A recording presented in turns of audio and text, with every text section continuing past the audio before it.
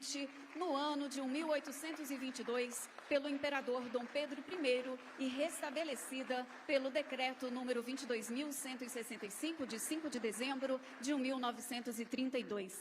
अब मोदी साहब जिनको हमारे वज़ीर-ए-आज़म फाशिस्ट कहते हैं, सबसे बड़ा उनका मेडल है, उनको दिया जा रहा है। लेकिन मेरी उसका साथ देगा जो भी मोदी को कोई भी मुल्क हो, कहा हमारा कोई दोस्त मुल्क हो या हमारा मुखालिफ मुल्क हो। जब मोदी की ये बात शुरू हुई थी तो आपसे कहा था कि मोदी की पर्सनैलिटी को आप देख लें। ये मेडल देने का फैसला बहुत महीने पहले कर रखा था, लेकिन जिस तरह से हिंदुस्तान के फॉरेन ऑफिस ने एक स्ट्रैटेजी के जरिए इन्हें कैश किया है। ये बात नहीं है कि भारत के वजीर आजम ने ये कोई पहला है अवार्ड जो कि हासिल किया है। अगर हम आपको लिस्ट बताएं कि दुनिया के कितने ही सिविलियन दी हाईएस्ट सिविलियन अवार्ड्स उनको मिल चुके हैं, तो ये एक लंबी लिस्ट है नरेंद्र मोदी साहब की। सर्वोच्च राष्ट्रीय सम्मान से विभूषित किया जाना मेरे लिए ही नहीं बल्कि 140 करोड़ भारतवासियों के लिए भी अत्यंत गर्व और भावुकता का पल है। ब्राजील ने जी हाईएस्ट सिविलियन अवार्ड दिया है। सर ये चक्कर क्या है? मोदी जी जहां जाते हैं हाईएस्ट सिविलियन अवार्ड लेकर आ जाते हैं, मतलब कुछ दाल में काला नजर आ रहा है। उसको हम लोग यहाँ पे दाल मखनी कहते हैं। जो अपने इंडिया को कहीं भी वो डिग्रेड नहीं होने देते, कहीं नीचे नहीं आने देते। तो मकसद ये है कि ऐसे लोग फिर तरक्की करते हैं। और मोदी जी को तो मैं हमेशा चाहूंगा कि जब तक जिंदा है इन्हें सीट पे रहने दे, आपकी तकदीर बदल देंगे। अभी जय हिंद दोस्तों, ऐसे भारत मीडिया में आप सभी का स्वागत है। तो दोस्तों, भारत के प्रधानमंत्री नरेंद्र मोदी इस समय ब्राजील के राजकीय दौरे पर हैं। ब्राजील में जैसे ही नरेंद्र मोदी पहुंचते हैं तो ब्राजील के राष्ट्रपति लूला डी सिल्वा ने उनका भव्य स्वागत किया। और इसके अलावा भारत के प्रधानमंत्री नरेंद्र मोदी को मंगलवार को ब्राजील के राष्ट्रपति लूला डी सिल्वा ने सर्वोच्च नागरिक सम्मान Grand Collar of the National Award of the Southern Cross से नवाजा गया, जिसको देखकर पाकिस्तान मीडिया में काफी ज्यादा चर्चा का विषय बना हुआ है। और कई पाकिस्तानी टीवी एंकर तो अब ये बोलने लगे हैं कि भारत के प्रधानमंत्री नरेंद्र मोदी जहां भी जाते हैं बिना अवार्ड लिए आते नहीं हैं। और कई पाकिस्तान के टीवी एंकर तो अब ये बोल रहे हैं कि पाकिस्तान के प्रधानमंत्री कहीं भी जाते हैं तो उनको तो वहां पे बेइज्जती के अलावा कुछ नहीं मिलता है। लेकिन हम दूसरी तरफ बात करें, भारत के प्रधानमंत्री नरेंद्र मोदी का कोई भी देश में अपने दौरा करते हैं, उनको वहां पे भव्य स्वागत किया जाता है और उनको सर्वोच्च सम्मान भी दिया जाता है। दोस्तों, ब्राजील ने यह पुरस्कार पीएम मोदी को भारत और ब्राजील के बीच द्विपक्षीय संबंध को मजबूत करने और ग्लोबल मंचों पर सहयोग बढ़ाने के लिए दिया गया है। आप लोगों को हाईलाइट में देखने को मिला होगा किस प्रकार कई पाकिस्तानी लोग भी मोदी के अब दीवाने होते जा रहे हैं। और कई पाकिस्तान के लोग ये भी बोल रहे हैं कि काश हमारे पाकिस्तान में प्रधानमंत्री नरेंद्र मोदी जैसे दिमाग वाला प्रधानमंत्री होता। दोस्तों, भारत के प्रधानमंत्री नरेंद्र मोदी ने कहा कि उन्हें ब्राजील का सर्वोच्च सम्मान मिलना 140 करोड़ भारतीयों के लिए गर्व की बात है। तो दोस्तों, आप लोग ये पाक मीडिया रिएक्शन पूरा अंत तक जरूर देखिएगा।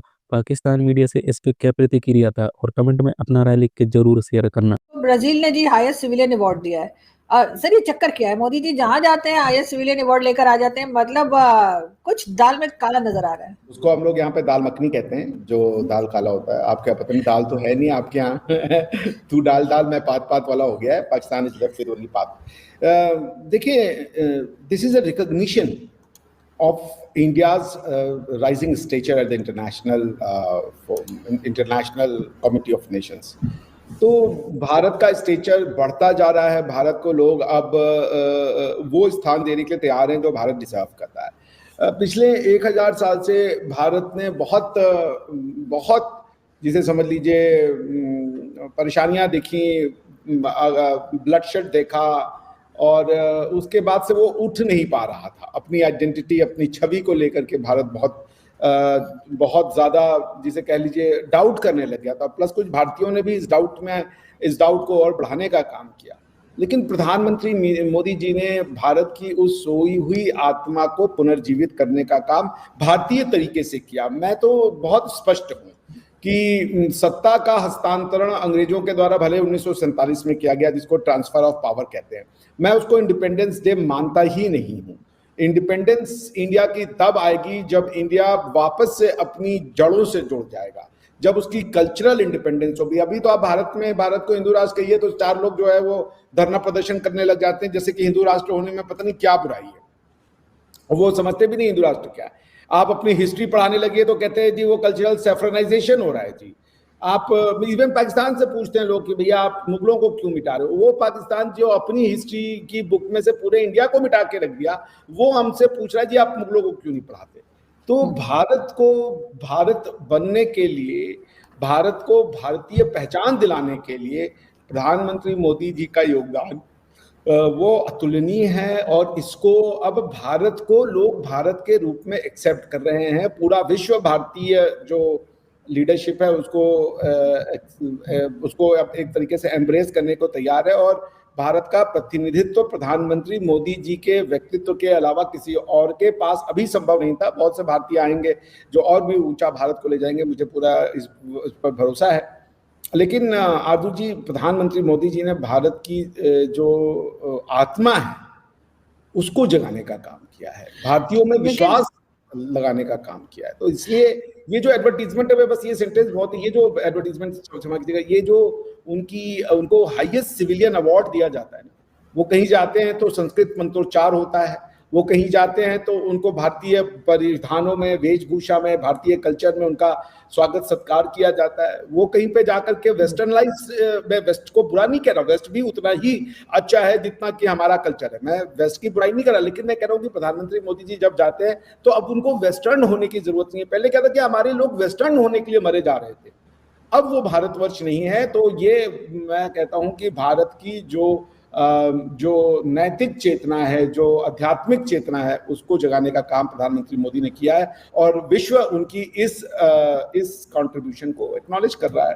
तो thank you Brazil from the bottom of heart. तो ऑब्वियसली मुझे तो मोदी जी हर टाइम नजर आएंगे वज़ीर आज़म की सीट के ऊपर, मैं तो हर टाइम चाहूँगा। और मैंने हमेशा ये बात की है, मैं आज आपसे भी करता हूँ, इंडिया वाले यकीन कीजिए बड़े अनलक्की होंगे, बड़े बदनसीब होंगे और यकीन कीजिए कि ऐसे लीडर को अगर इन्होंने मिस कर दिया। और राहुल जी को मैं बुरा नहीं कह रहा हूँ, देखिए उनका भी कोई किरदार है, उनकी फैमिली का किरदार है इंडिया के बीच में, मैं किसी को बुरा नहीं कहना चाह रहा हूँ। लेकिन राहुल गांधी जो है ना, आप यकीन कीजिए इंडिया वालों को मैं ये बात करना चाह रहा हूँ, बिल्कुल नहीं जचते वो वज़ीर आज़म की सीट के ऊपर। मुझे नहीं लगता कि वो, देखिए एक पर्सनैलिटी होती है वज़ीर आज़म की सीट पे जो बैठा होता है ना, जिसने दुनिया से मिलना होता है, ऐसे खड़ा होता है वो।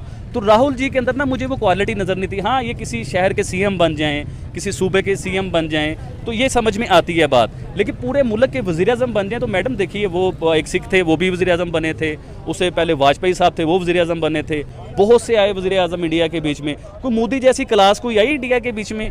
कोई इस तरह ना डर हुक्मरान जो ऐसे खड़ा होकर बात करता है पूरी दुनिया की आंखों में आंखें डाल के, अपने इंडिया को कहीं भी वो डिग्रेड नहीं होने देते, कहीं नीचे नहीं आने देते। तो मकसद ये है कि ऐसे लोग फिर तरक्की करते हैं। और मोदी जी को तो मैं हमेशा चाहूँगा कि अगर इंडिया और मज़ीद तरक्की करना चाहता है, इंडिया चाहता है चाइना को भी इकॉनमी में बीट करे, इंडिया चाहता है कि दुनिया के पहले नंबर पर आए, तो आप यकीन कीजिए मोदी जी जब तक जिंदा हैं इन्हें सीट पर रहने दें, आपकी तकदीर बदल देंगे। अभी देखें ना, जो लोग इंडिया में झोपड़पट्टियों में मैडम रहते होते थे, उनके लिए घर बना दिए गए हैं। हम लोग, आधी दुनिया हमसे नाराज़ है, आधी दुनिया हमारी दोस्त है, और हमारे ज़्यादातर दोस्त वो होते हैं जिनसे हम लोग कर्जा लेते हैं। जब तक हम लोग पावरफुल नहीं होंगे, जब तक हम लोग इन कर्जों से जान नहीं छुड़ाएंगे। अभी मैं एक जगह पे सुन रहा था कि इंडिया ने भी किसी टाइम पे IMF से कर्जा लिया था, गोल्ड गिरवी रखा था उन्होंने। जी हाँ, अब देखिए ना कि वो तो कर्जे से बाहर भी निकल आए। अब किसी दौर में हमारे जैसी कंट्री, एक अमीर कंट्री जो इस टाइम की, उसे हम लोग कर्जा दे रहे थे, हमने दिया था कर्जा, और आज हम कर्जे में इतना फंस चुके हुए हैं कि कर्जे की जो 1 महीने बाद किस्त देनी होती है ना, वो किस्त देने के लिए भी हमें मजीद कर्जा लेना पड़ता है, मजीद कर्जा उठा के हम लोगों को किस्त देनी पड़ती है।